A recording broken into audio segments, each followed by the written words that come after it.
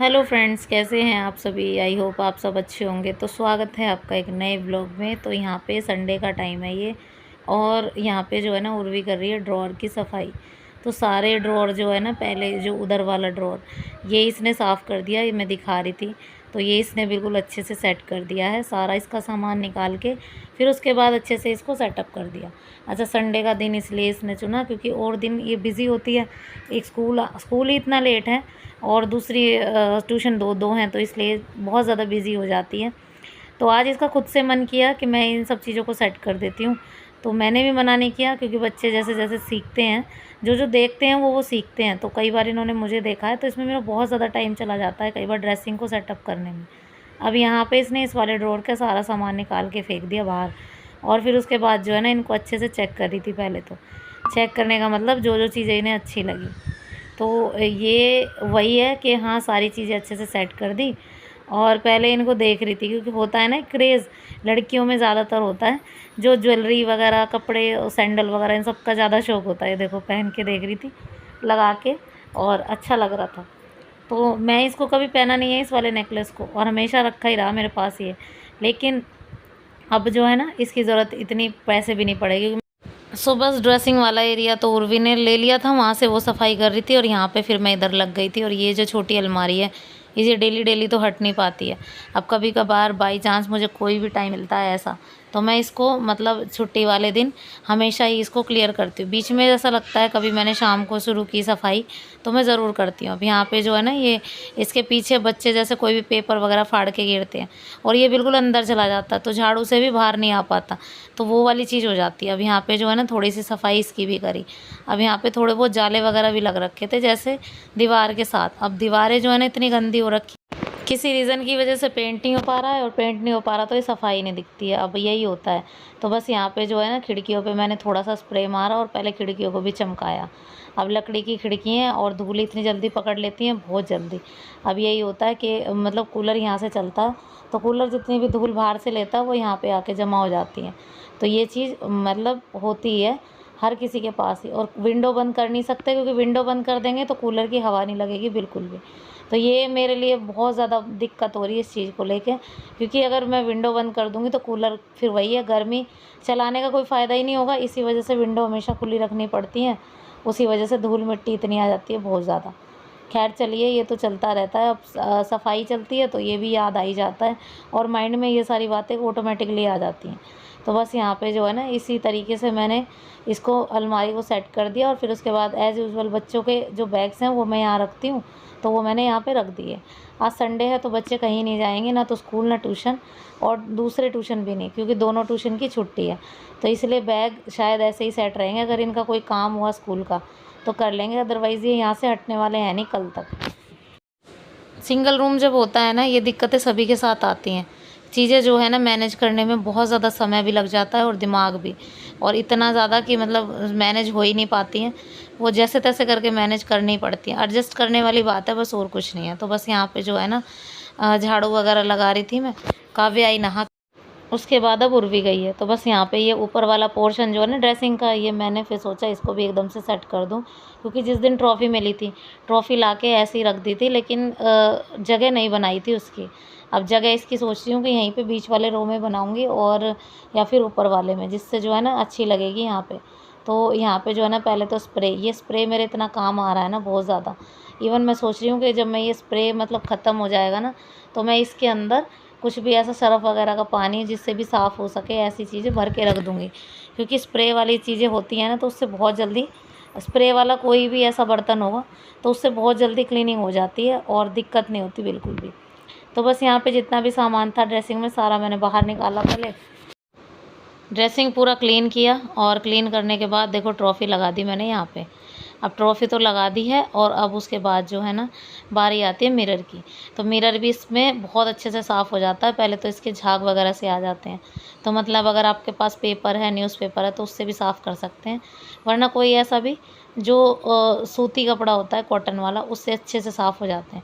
धैर्य आए नहा के। और ये वाला कंघा जो है ना, जब पापा थे ना तो पापा ने ले रखा था ये कंघा, और मतलब ये जो गोल वाला कंघा होता है। और जब से मेरे पापा एक्सपायर नहीं हुए थे तब से ये लेकर आ गया था, और तब से अब तक इसने रखा हुआ है ये।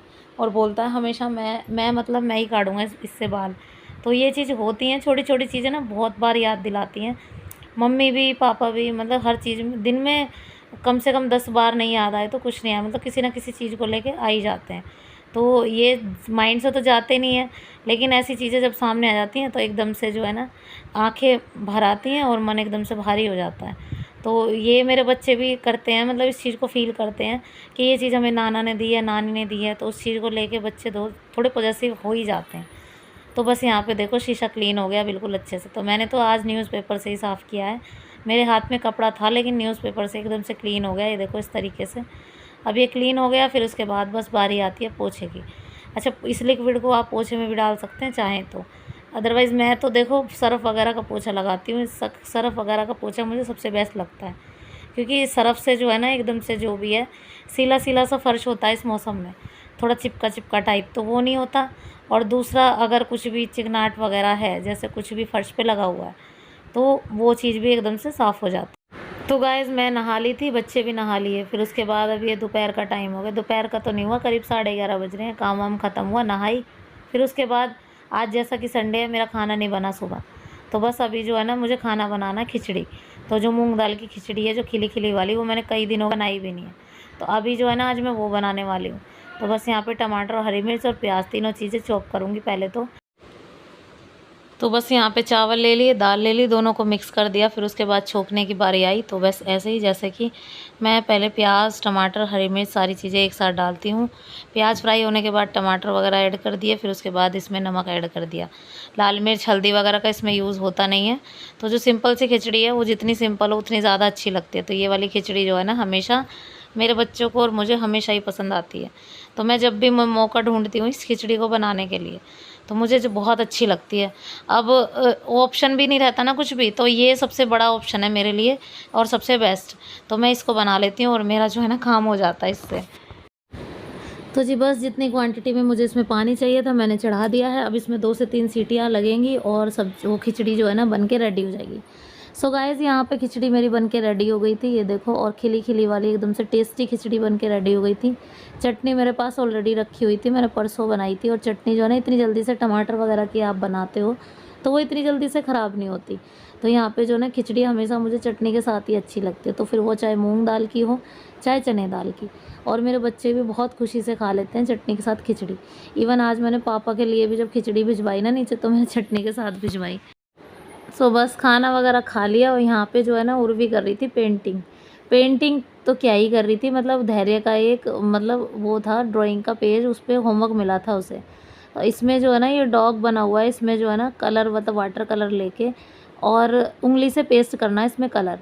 तो ये वाला काम अब धैर्य कर नहीं पाता, तो अकेले खुद से, तो उर्वी ने क्या किया, मतलब कलर थोड़े से इसमें लिक्विड कर लिए और फिर उसके बाद धैर्य की उंगली पकड़ के और इसमें इस तरीके से उंगली पेस्ट कर दी। तो ये एक एक्टिविटी भी है और ये देखा जाए तो एक बच्चों के लिए बहुत अच्छी चीज़ भी है।